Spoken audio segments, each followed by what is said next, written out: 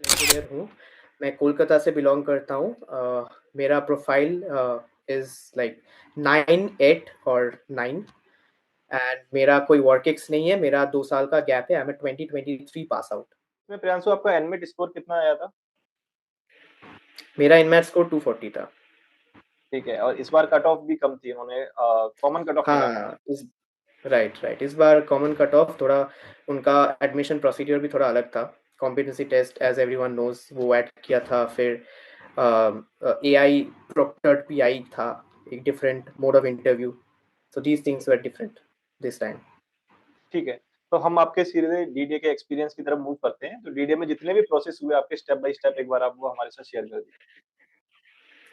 तो as usual like every year हम लोग को कैंपस में बुलाया गया। मेरा था 6 फरवरी को एंड मैंने आफ्टरनून का स्लॉट लिया था। It was I think A1 slot.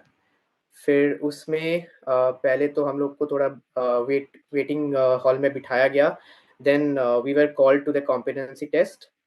Competency test was, I would say it wasn't that easy.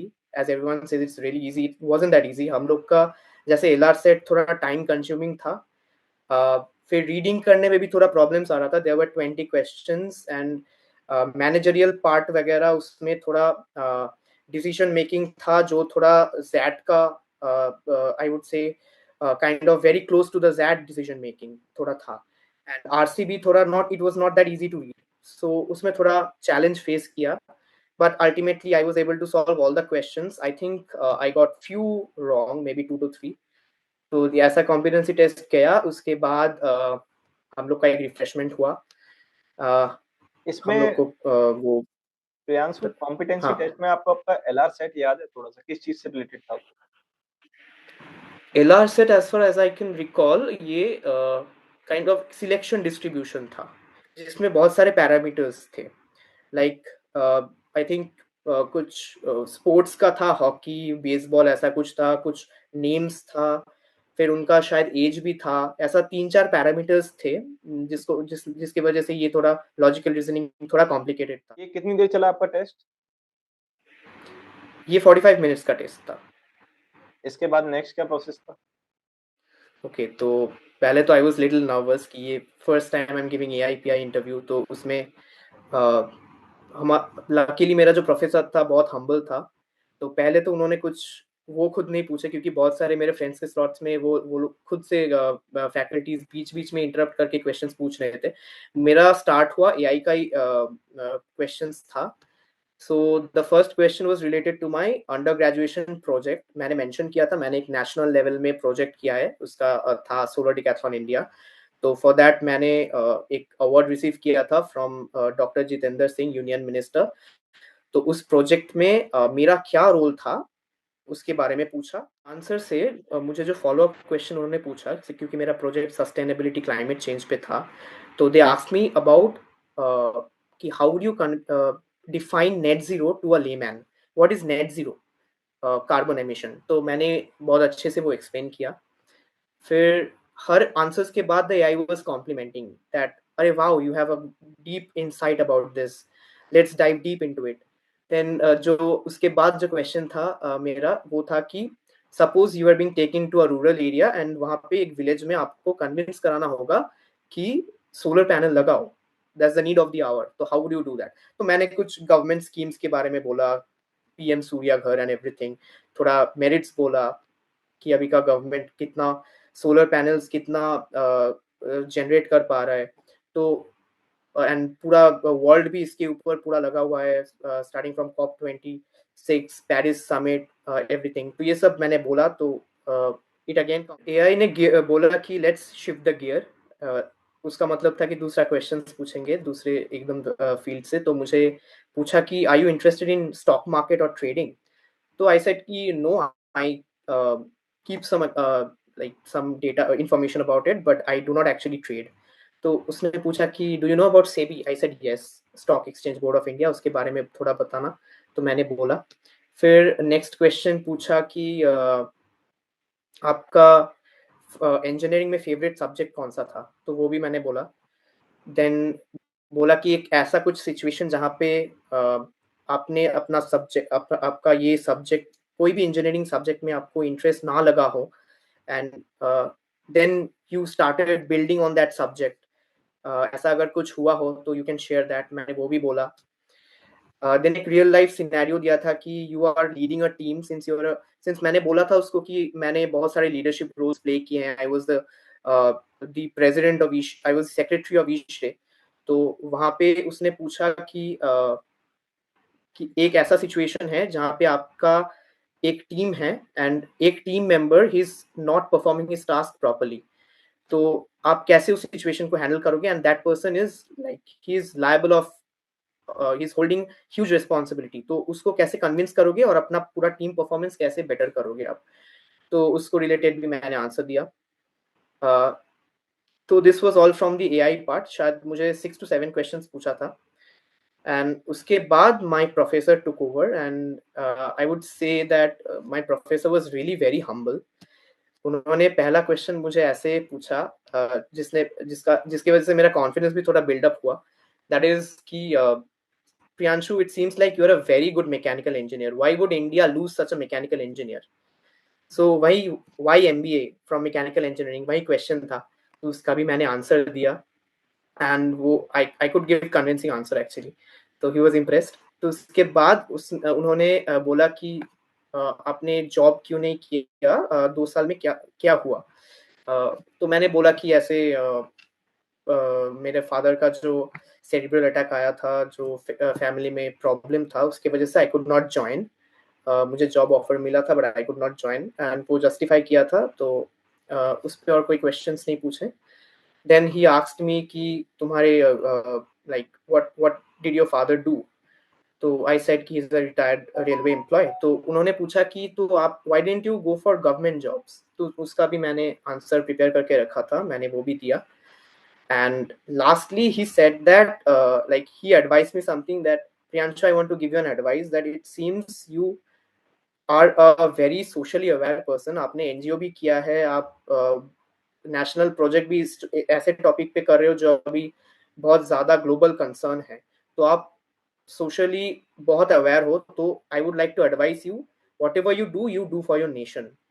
तो ऐसा एक अच्छा, मतलब एक अच्छे एडवाइस के साथ, एक इतना वार्म नोट के साथ मेरा इंटरव्यू खत्म हुआ। तो इंटरव्यू देके तो मेरा एक्सपीरियंस काफी अच्छा रहा, जैसा मैंने इसमें सोचा था उससे थोड़ा अच्छा ही हुआ था।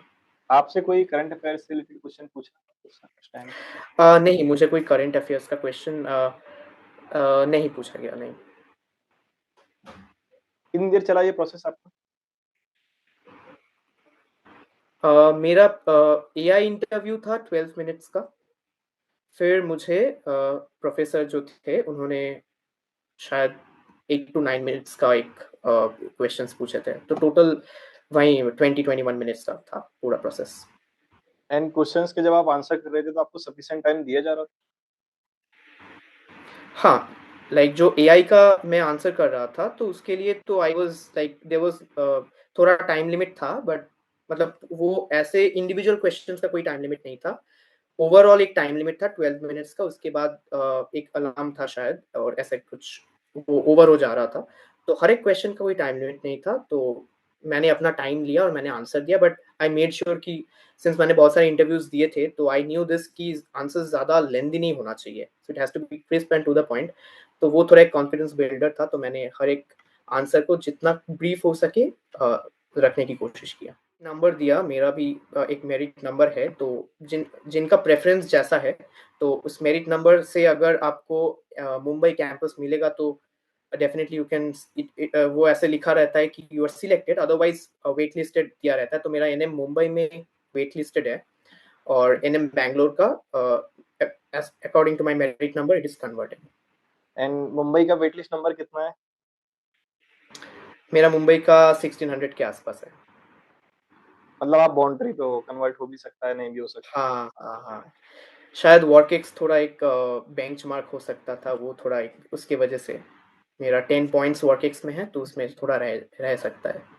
चलिए कोई नहीं, एटलीस्ट बैंगलोर तो कन्वर्ट हो ही गया। तो इसमें कुछ आप हाँ, ऐसी टिप्स शेयर करना चाहें, कोई 3 टिप्स जो कि आगे आने वाले जो बच्चे और तैयारी करेंगे नेक्स्ट ईयर तो उनके काम आए? हाँ, सी नेक्स्ट ईयर एक्चुअली क्या प्रोसीड्यूर रहेगा, ऐसा ही इस साल की तरह रहेगा, तो I am not that sure about it. तो जैसा भी रहे आई वुड से इनमैट लेवल क्वेश्चंस तो वैसे ही रहेंगे, अगर इनमैट हो या कोई दूसरा एग्जाम हो, क्वेश्चंस का लेवल ऑलमोस्ट ऐसा ही रहेगा।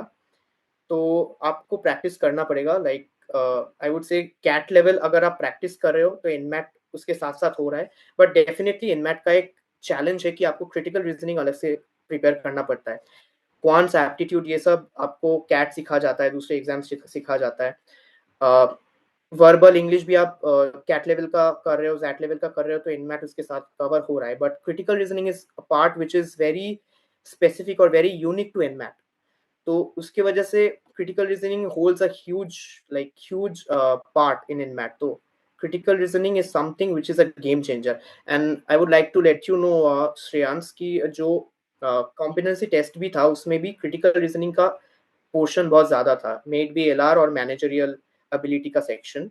Critical reasoning holds a huge part, तो क्रिटिकल रीजनिंग में आपको ज्यादा बिल्डअप करना पड़ेगा, that's an advice from my and. And ये आपने जो प्रिपरेशन की थी इन सब चीज़ों की जो अभी आपने बताया, ये खुद से किया था या आपने कोई कोचिंग जॉइन की थी? मैंने इनिशियली एक कोचिंग ज्वाइन किया था, वहाँ पे कुछ महीने के लिए मैंने पढ़ा, और फिर मैंने मॉक टेस्ट्स दिया। फिर I don't know if I am allowed to name the coaching centre, but मैंने कोचिंग ज्वाइन किया था, फिर मैंने मॉक टेस्ट्स भी दिए। तो एंड इसमें उसी लास्ट से में इंटरव्यूज़ के लिए भी अलग से प्रिपरेशन किया था आपने या सेल्फ प्रिपरेशन था? नहीं, इंटरव्यूज़ के लिए मैंने कोई कहीं पे कोचिंग नहीं लिया, मैंने पूरा सेल्फ प्रिपेयर किया। I used to read newspapers daily, and मैं यूट्यूब पे भी बहुत सारे मतलब ऑनलाइन बहुत सारे आर्टिकल्स, यूट्यूब पे बहुत सारे करंट अफेयर्स वीडियोज़ में देखता रहा, तो ऐसे आई प्रिपेयर्ड। आई वुड से इंटरव्यूज़ का अगर रिव्यूज़ लेना है, तो since you are sitting in front of me I won't say that, but Spidey Vlogs is a very good channel। मतलब मैंने अपना पूरा इंटरव्यू प्रिपरेशन जो भी मैंने स्टार्ट किया, it's not just interview preparation, मैंने जब से एग्जाम्स लिखना स्टार्ट किया मैंने तब से ही आपका चैनल फॉलो करके रखा था। इतना सारा इंटरव्यूज का कंटेंट और इतने डाइवर्स कॉलेजेस से, like in one channel, it's really very helpful. Like जो लोग भी एमबीए एग्जाम्स लिख रहे हैं, whatever interviews they are sitting for in whichever college, हर एक कॉलेज का आपका अलग अलग से मिल जाएगा एक ना एक वीडियो। सो ऐसा insights Spidey vlog से, like I would suggest you please keep the good work going because it has helped me a lot, and I am definitely sure बाद में भी जाके next year, next to next year, like students are gonna nail their interviews from your channel, like if they follow your channel। नहीं, बिल्कुल continue तो मैं करूँगा, next year भी कंटिन्यू करूँगा, बस टाइम मिल जाए। And also thank you Priyanshu आपके काइंड वर्ड्स के लिए। But I want to know कि ठीक है, इंटरव्यू एक्सपीरियंस तो चलो यहाँ से हो गया। आपने कुछ आर्टिकल्स का मेंशन किया था, उनके लिए अगर आप कोई चैनल सजेस्ट करना चाहें, कि self preparation is kind of tough thing, लोग सर्च करते हैं, पता नहीं रिलायबिलिटी नहीं पता चलती चैनल्स की कि वहाँ पर वो जो हम डाटा वहाँ से कंज़्यूम कर रहे हैं, वो रिलायबल है या नहीं। उस मैनर में अगर आप कुछ Right। सजेस्ट करना चाहें। तो आर्टिकल्स मैं जब कैट का प्रिपरेशन कर रहा था तो मैं डेली एऑन का एसएस पढ़ रहा था, और दूसरा मेरा जो कोचिंग इंस्टीट्यूट है उसका एक अलग सा चैनल, उसमें एक अलग सा उसके वेबसाइट में एक रहता है आर्टिकल्स, तो मैं एक ना एक आर्टिकल वहां से पढ़ता था। रेयरली मैं न्यूयॉर्क टाइम्स पढ़ता था, बट डेली मैं न्यूज़पेपर पढ़ता था, एंड ऑन ये मुझे बहुत हेल्प किया मेरे रीडिंग स्पीड को बिल्डअप करने में।